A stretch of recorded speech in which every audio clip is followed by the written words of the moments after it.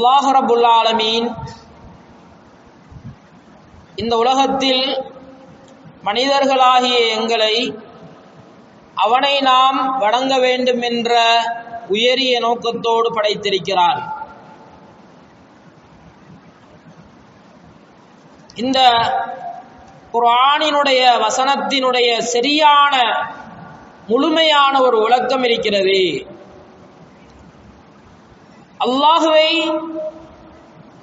வணங்குவது என்பது இரண்டு வகைப்படும். ஒன்று மனிதன் சார்ந்து அல்லாஹுவை வணங்குவது, இன்னும் ஒன்று இருக்கிறது மனிதனை சாராமல் அல்லாஹுவை வணங்குவது.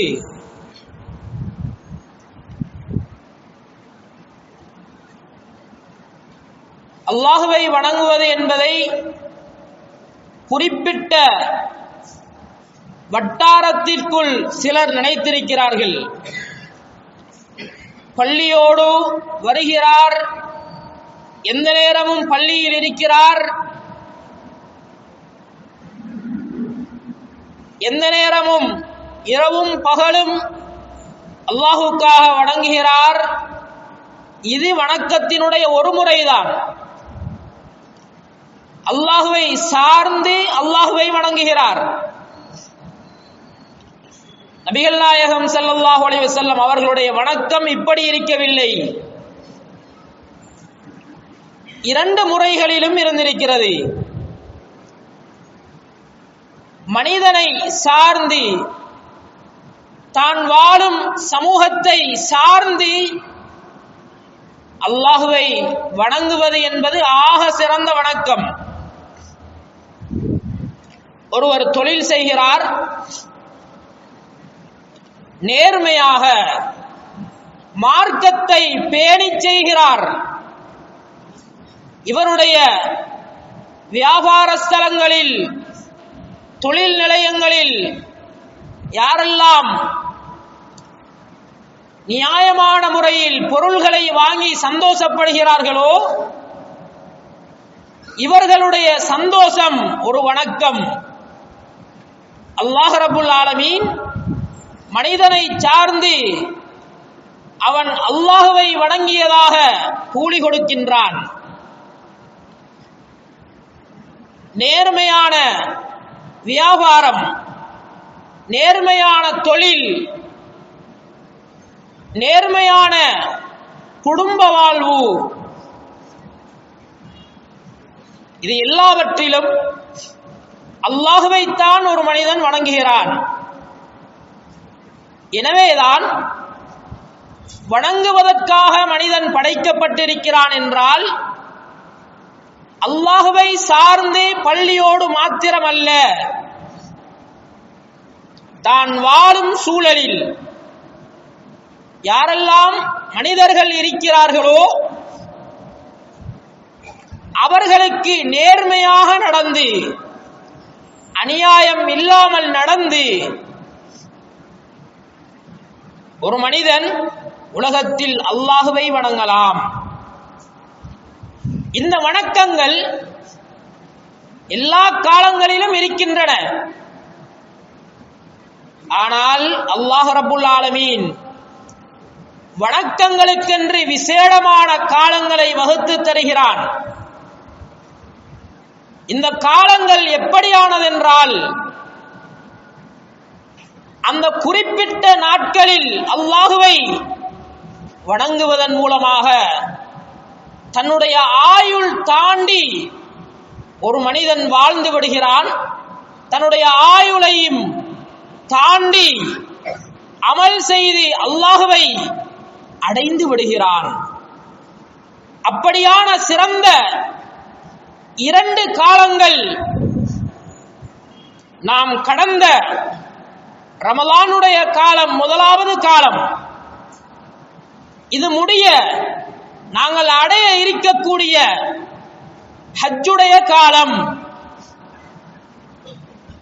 இந்த காலங்களை அமலுடைய பருவகாலமாக அல்லாஹ்வும் அவனுடைய தூதர் ஸல்லல்லாஹு அலைஹி வஸல்லம் அவர்களும் அடையாளம் செய்திருக்கிறார்கள். இந்த காலங்களில் எங்களில் எத்தனையோ பேர்கள் எங்களால் முடியுமான சகலவிதமான அமால்களையும் அல்லாஹுக்காக முன்வைத்தோம். நோம்பிருந்தோம், இரவில் தொழுதோம், குர்ஆனை ஓதினோம், சதகா, ஜகாத், தான தர்மங்கள், ஏனைய உடல் உதவிகள் என்று எல்லாவற்றையும் செய்தோம். லைலத்துல் கத்ருடைய ஒரு இரவை அடைவதற்கான பாரிய பல முயற்சிகளை செய்தோம்.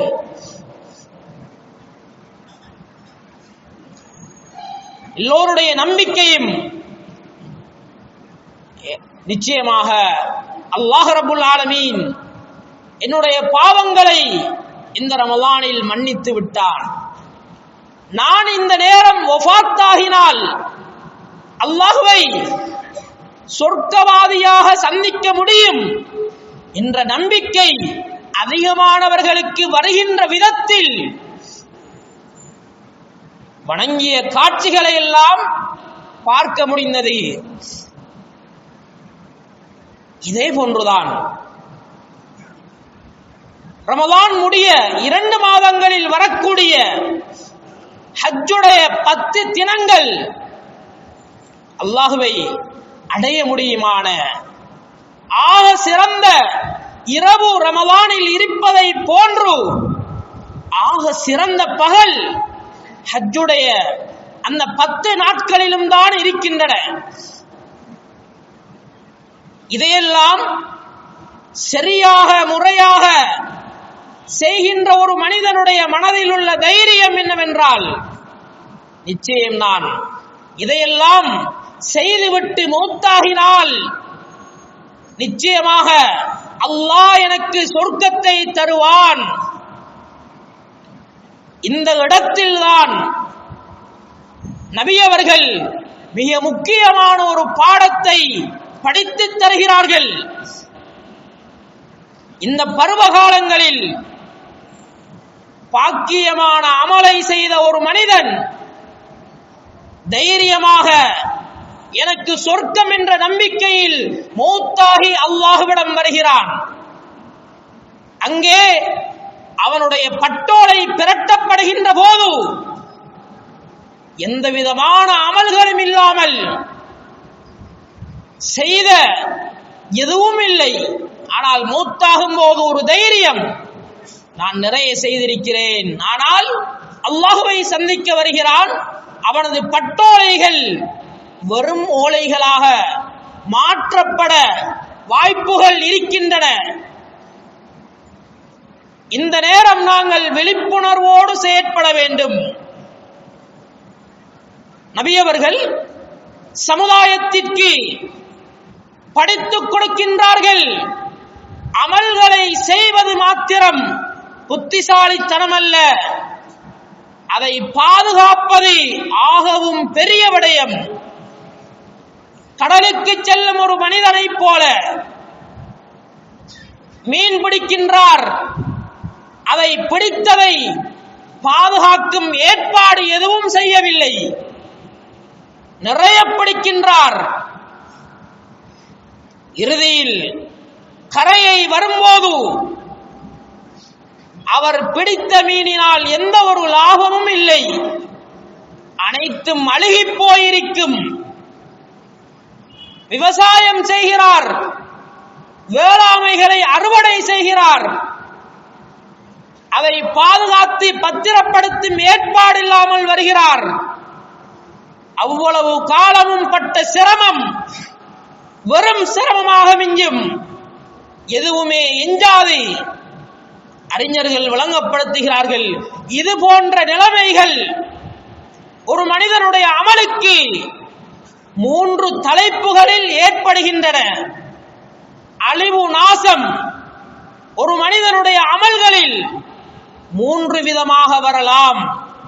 அவைகள் வந்துவிட்டால் ரமலானில் 30 இரவுகளில் லைலத்துல் கத்ரை அடைந்தாலும், ஒவ்வொரு வருடமும் ஹஜ் செய்தாலும், அவனால் சொர்க்கம் போக முடியாது. நபி அவர்கள் இந்த தீய சக்திகளை 3 தலைப்புகளில் விளங்கப்படுத்தினார்கள். அமலுடைய பருவகாலங்களில், அதை முடித்த காலங்களில் நாம் ஜாக்கிரதையாக கவனமாக இருந்து கொள்ள வேண்டும். நபி அவர்கள் சொன்னார்கள், அல் குர்ஆனில் அல்லாஹ்வும் இந்த விடயத்தை சொல்கிறான். என்னதான் அமல்களை நீங்கள் செய்தாலும்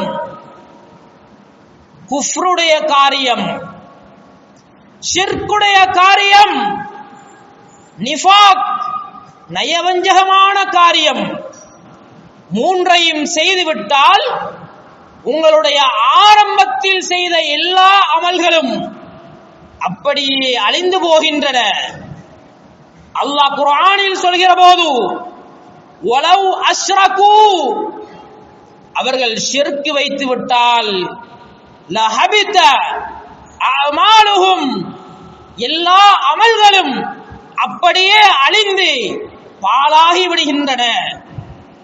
நாங்கள் ஷிர்கை, குஃப்ரை, நிஃபாக் இவற்றை விளங்கி வைத்திருக்கும் அளவு சிறியது.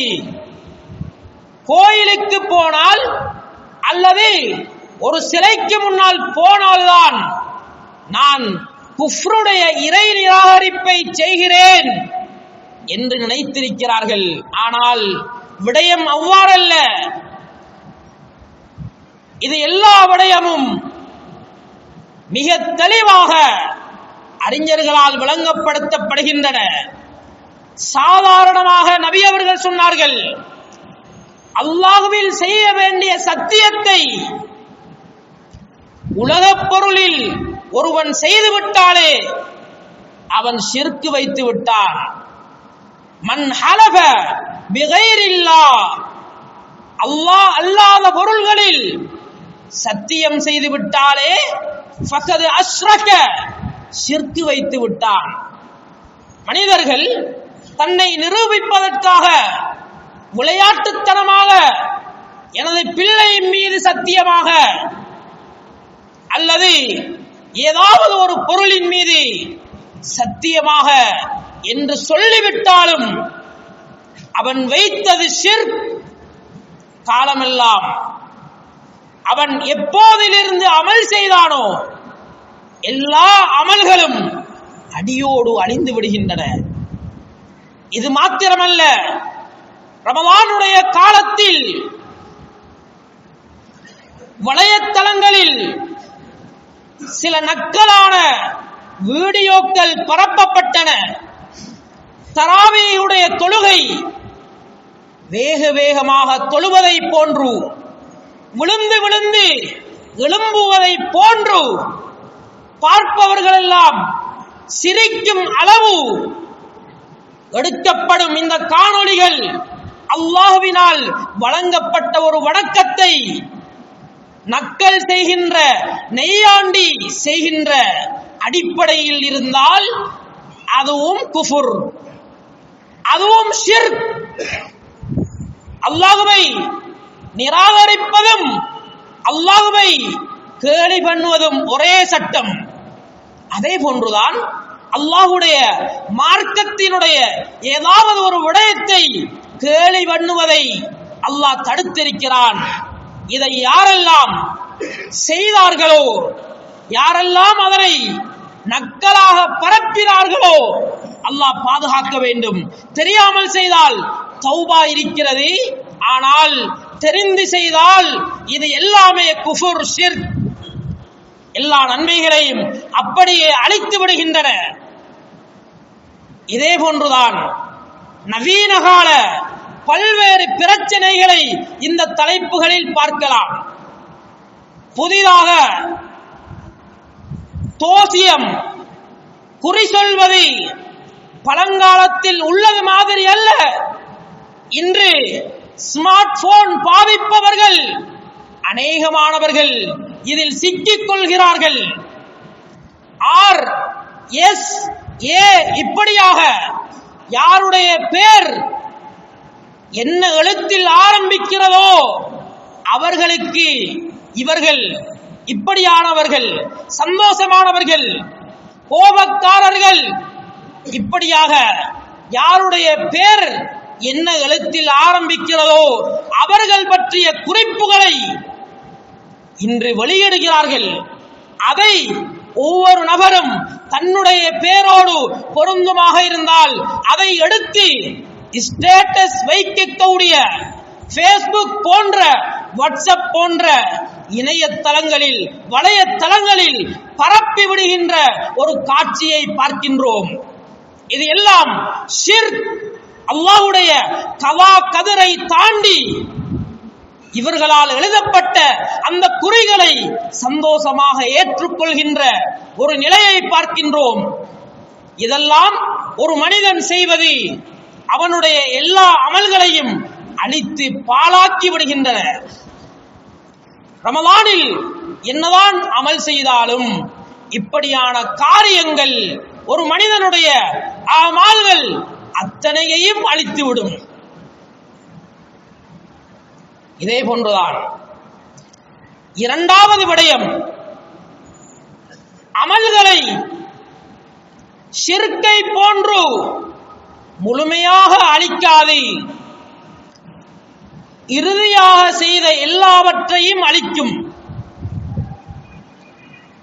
உதாரணம், அல் குர்ஆனில் அல்லாஹ் ரப்புல் ஆலமீன் சொல்கிறான், யா அய்யுஹல்லதீன ஆமனூ, ஈமான் கொண்டவர்களே, லா துப்திலு ஸதகாத்திக்கும், நீங்கள் செய்த சதக்காக்களை நீங்களே உங்களது கைகளால் அழித்து விடக்கூடாது, அழித்து விட வேண்டாம். எப்படி அழிக்கின்றான் ஒரு மனிதன்? பில் மன்னி, சொல்லி காட்டுவதன் மூலமாக சதக்காவை கொடுக்கின்றான், அதை சொல்லி காட்டுகிறான். பெருமைக்காக சொன்னாலும் சரி, அல்லது தன்னுடைய உபகாரத்தை, தன்னுடைய அரசியலை, அல்லது தன்னுடைய பெருமையை காண்பிக்க நான் இப்படியெல்லாம் கொடுத்திருக்கிறேன் என்று சொன்னாலும் அந்த சொன்னது அவன் செய்த சதக்காவை அழித்துவிடும். வல் அதா, நபி அல்லாஹ் ரப்புல் ஆலமீன் அல் குர்ஆனில் சொல்கிறான், உனது சதக்கா மற்றவர்களுக்கு துன்பத்தை ஏற்படுத்தினால் இதுவும் அழித்துவிடும்.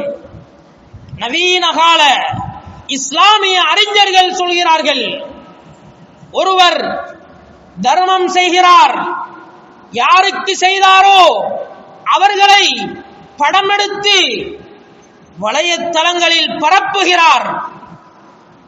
இந்த படத்தை பார்க்கக்கூடிய அந்த வறிய மனிதன் மனம் நொந்து போனால், வெட்கப்பட்டு போனால், இதன் மூலமாக அந்த சதக்காவுடைய கூலியை அல்லாஹ் அளித்து விடுகிறான். வெளிநாடுகளில் யாராவது உதவி செய்து அவர்களுக்கு உத்தரவாதப்படுத்துவதற்காக இதை செய்தால் அவர்களுக்கு மாத்திரம் அனுப்பலாம். ஆனால் பொதுவான வலைத்தளங்களில் அதை பகிர்ந்து பார்ப்பவர்கள் வெட்கப்படும் அளவுக்கு இருந்தால் செய்த சதக்காவை அல்லாஹ் அழித்து விடுகிறான்.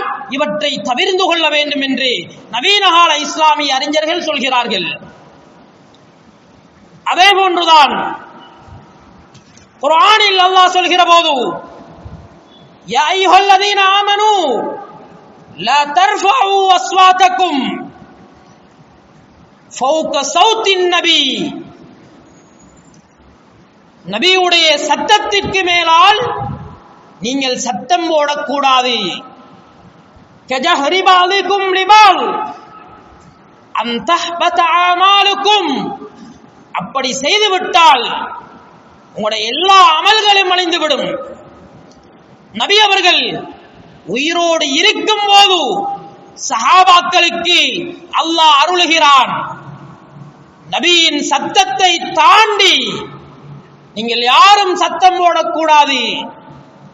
நபியுடைய மௌத்துக்கு பின்னாலும் அந்த நபி அவர்கள் எந்த இடத்தில் நின்று தொழுவித்தார்களோ அந்த இடத்திற்கு வந்து அதற்கு மேலால் சத்தம் போட்டால், அதே நேரம் குர்ஆன் சுன்னா பேசப்படும் போது அதனுடைய சட்டத்திற்கு மேலால் சத்தம் போட்டால், நபியுடைய ஹதீஸை எதிர்த்து ஒருவர் பேசினால், தன்னுடைய குரலை உயர்த்தினால் ஒருவருடைய எல்லா அமல்களும் அழிந்துவிடும்.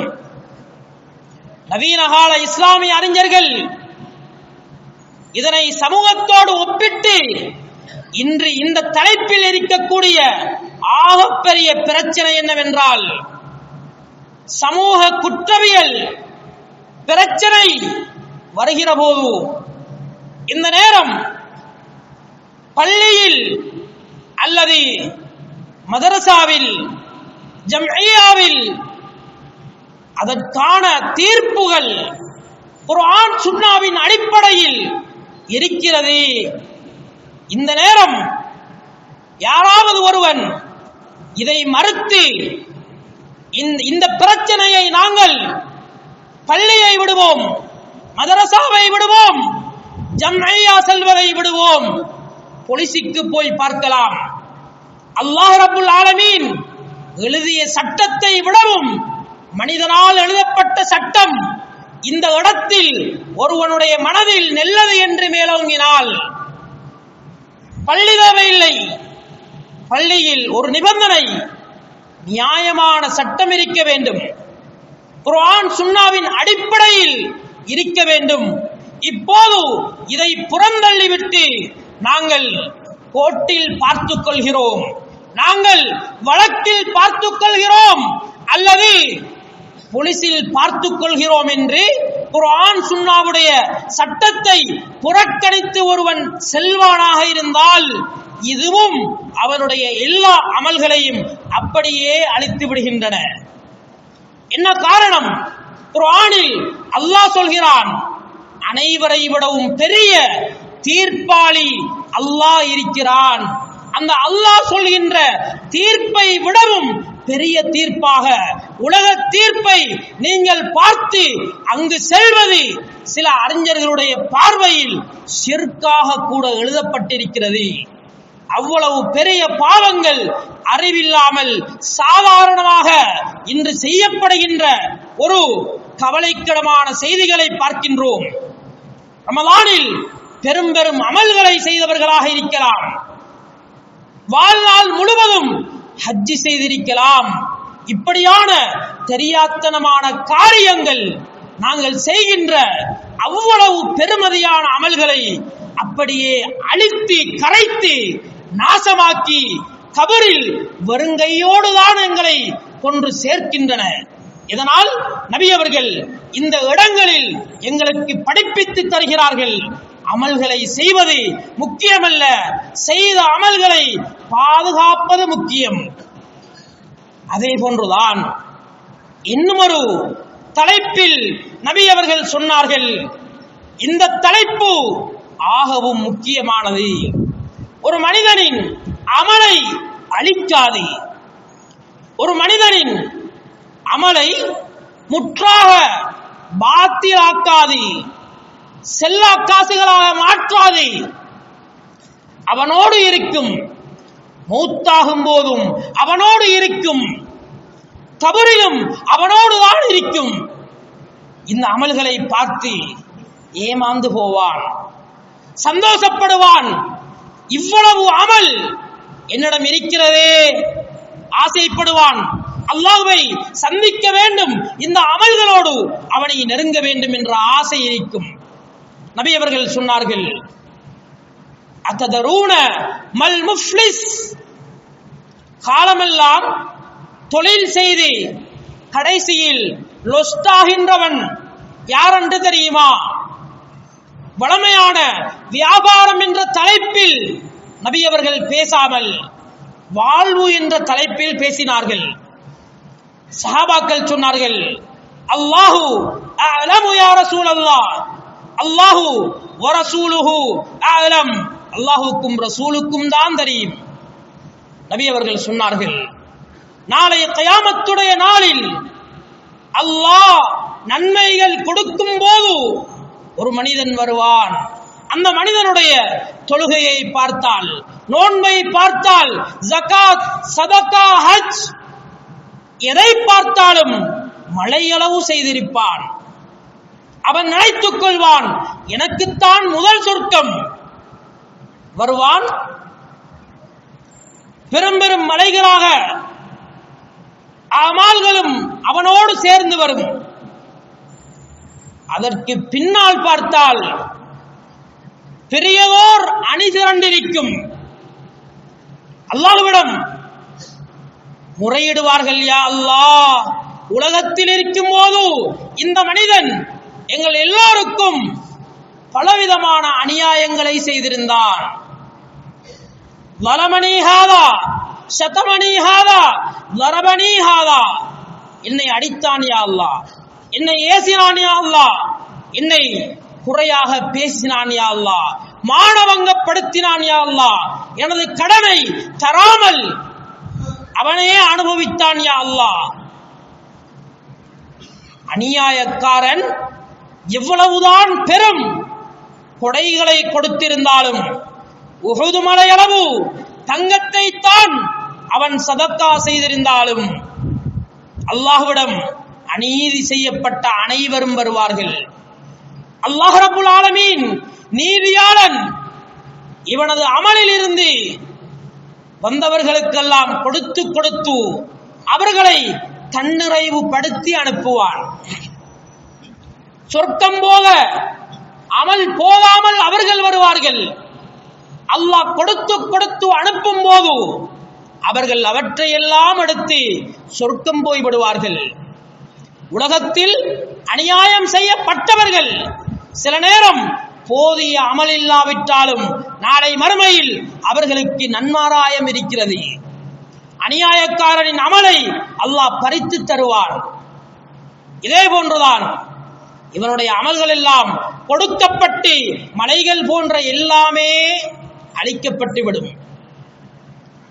இன்னமும் போலின் முடியாது, அணி திரண்டு கொண்டே இருக்கும். ஹதீசுடைய அறிஞர்கள் விளக்கம் சொல்கிறார்கள். ஏனென்றால் அநியாயம் செய்து பழகிவிட்டால் அவன் எங்கு போனாலும் அநியாயம்தான் செய்வான்.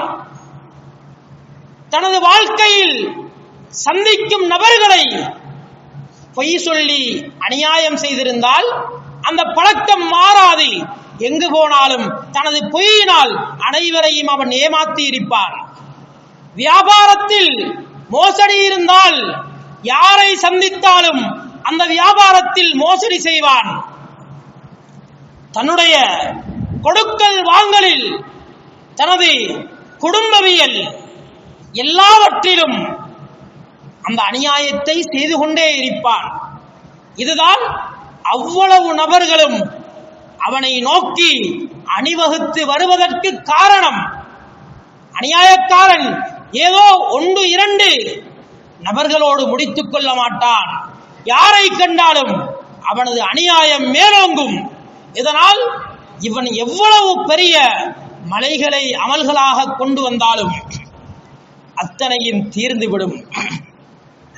இறுதியில் வந்தவர்களுடைய பாவங்களை வாங்கி அல்லாஹ் இவனுக்கு வழங்குவான். அவர்கள் பாவத்தை கொடுத்து கொடுத்து தன்னுடைய கடனை தீர்த்துவிட்டு அவர்கள் சொர்க்கம் போவார்கள். ஒரு அநியாயக்காரனினால் பல நபர்கள் சொர்க்கம் போவார்கள். ஆனால் அத்துணை அமல்களும் அவனுக்கு எந்த பலனும் தராது. நபி அவர்கள் சொன்னார்கள், இப்போது அல்லாஹ் இவ்வளவு பெரிய அமல்களோடு வந்த மனிதனை தூக்கி நரகத்தில் போடுவான்.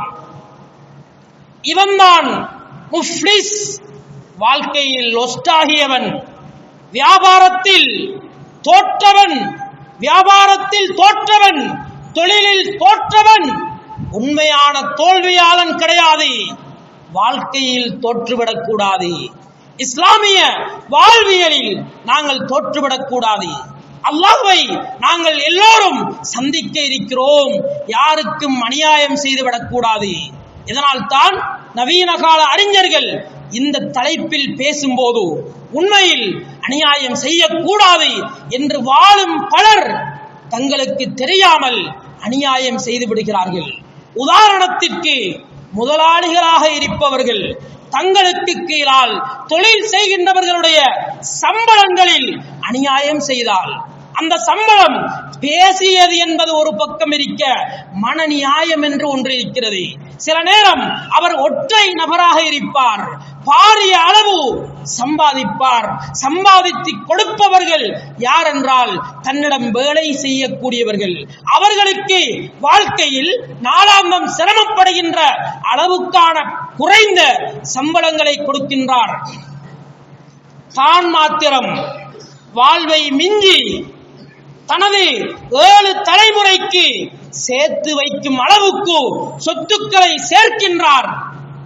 இந்த நேரம் தன்னால் முன்னேறிய ஒருவர் இவ்வளவு பெரிய இடத்தில் இருக்கிறார், அவருக்கு கீழால் வேலை செய்யும் ஒரு தொழிலாளி கஷ்டப்படுகிறான், மனம் மோகுகிறான். வாழ்க்கையில் ஒரு நாள் செலவு கூட எனக்கு சரியாக கிடைக்கவில்லை என்று ஆதங்கப்படுகிறான். இதையும் அநியாயம் என்று சொல்கிறார்கள். யார்?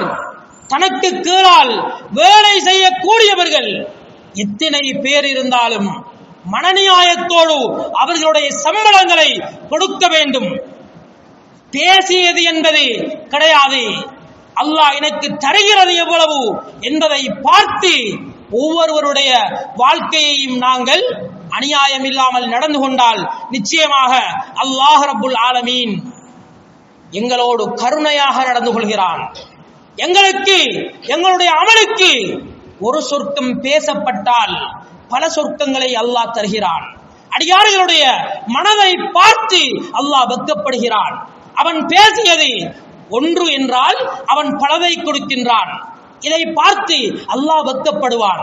ஒரு அடியான், ஒரு மனிதன் இவனே பேசியதை விட பன்மடங்காக கொடுக்கிறான் என்றால் நான் ரப்புல் ஆலமீன் சொன்னதை அல்ல, சொன்னதை விட பன்மடங்காக கொடுக்க வேண்டும் என்று அல்லாஹ் ஆதங்கப்படுகிறான்.